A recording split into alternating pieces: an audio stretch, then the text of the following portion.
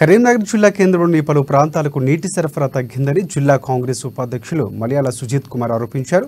ఇది కేవలం తెలంగాణ రాష్ట్రంలో ప్రజల మద్దతు ఏర్పాటైన కాంగ్రెస్ ప్రభుత్వాన్ని బద్నాం చేసే కుట్రలో భాగమేనని ఫైర్ అయ్యారు. కరీంనగర్ నగర మేయర్ ఎమ్మెల్యే గంగుల కమలాకర్ స్వార్థపూరితంగా ఆలోచిస్తూ కాంగ్రెస్ ప్రభుత్వాన్ని బద్నాం చేయాలనే ఉద్దేశంతోనే నగర ప్రజలు ఇబ్బందులకు గురిచేస్తున్నారని మండిపడ్డారు. ఇప్పటికైనా మేయర్, ఎమ్మెల్యే, ఎంపీ తమ నిధులను నిస్వార్థంగా నిర్వర్తించాలని కూడా సుజిత్ కుమార్ సూచించారు. నీరుని ప్రతిరోజు ఇచ్చే తాగునీరుని ఇప్పుడు రోజు విడిచి రోజు లేకపోతే ఒక రోజులో కేవలము 15 నిమిషాలు అరగంట మాత్రమే ఇచ్చేటువంటి ప్రాంతాలు చాలా వరకు మేము గుర్తించడం జరిగింది కరీంనగర్ నగరంలో.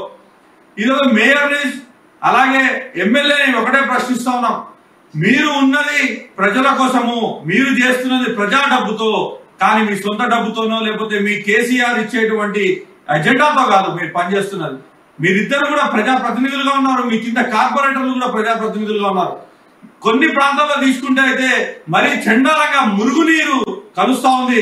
పారిశుద్ధ్య ఎక్కడైతే వాటర్ బయటికి పోతా ఉందో అది నల్ల నీళ్ళలో కలిసిపోయి ఆ నీళ్లు వస్తా ఉన్నాయి. ప్రజలు తాగి కొంతమంది రోగాలు పాలయ్యి ఆ తర్వాత కొన్ని సంవత్సరాలుగా ఆ తాగునీరుని మనం తాగడమే మానేసి అందరూ.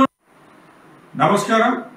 కరీంనగర్ నగరంలో మేయర్ సునీల్ రావు, అట్లనే ఇక్కడ ఉన్నటువంటి సిట్టింగ్ ఎమ్మెల్యే, మొన్నటిదాకా మంత్రి ఉండే మళ్ళా రీసెంట్ గెలిచినటువంటి గంగుల కమలాకర్ కావాలని కుట్రపూరితంగా కొన్ని ప్రాంతాలకు